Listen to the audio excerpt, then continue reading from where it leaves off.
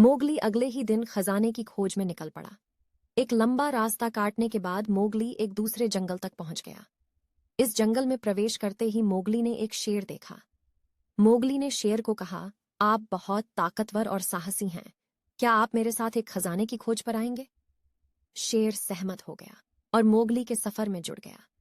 जंगल घना था और काफी डरावना भी, क्योंकि इसमें रोशनी कम पहुंचने के कारण इसमें खूब अंधेरा भी था।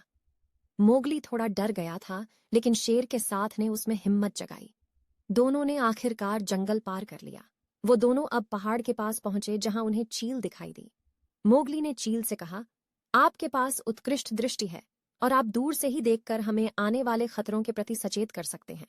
मोगली ने चील से पूछा, क्या आप हमारे साथ आएंगे? हम एक खजाने की तलाश कर रहे हैं। चील सहमत हो गया और मोगली और शेर के साथ उनके सफर में जुड़ गया।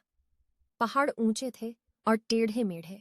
इन पर चलते दौरान शेर फिसल गया, लेकिन मोगली ने उसे हाथ बढ़ाकर संभाल लिया। अब चील ने अपनी तेज दृष्टि के साथ हर कदम पर नजर रखी और उनको सावधान किया। वे जल्द ही घाटी में पहुंचे जहां वे भेड़ से मिले।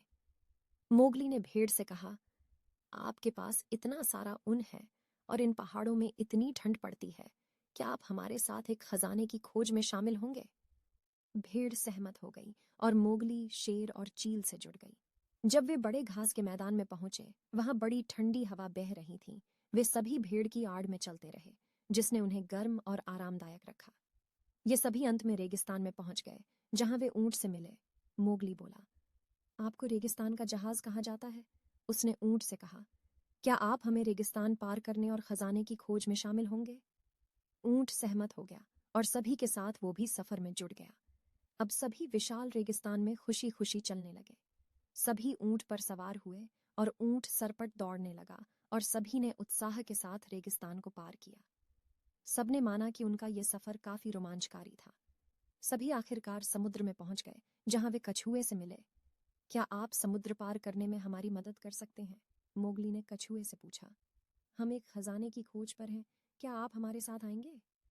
कछुआ सहमत हो गया और इस बड़े काफिले में शामिल हो गया। अब सभी एक नाव में सवार हो गए और समुंदर पार करने लगे, लेकिन आगे उबड़ खाबड़ लहरों ने उनको को लगभग डुबो ही दिया था। लेकिन कछुआ अपनी तैरने की कुशलता से उन्हें उस पार ले गया। वे दूसरी तरफ उल्लू से मिले। उल्लू ने कहा, बधाई हो, आपको खजाना मिल गया है।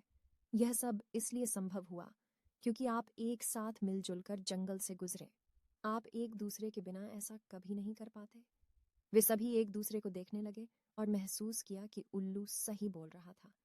उन्हें एक दूसरे की पक्की दोस्ती मिली थी और वास्तव में यही उनके जीवन का सबसे बड़ा खजाना था।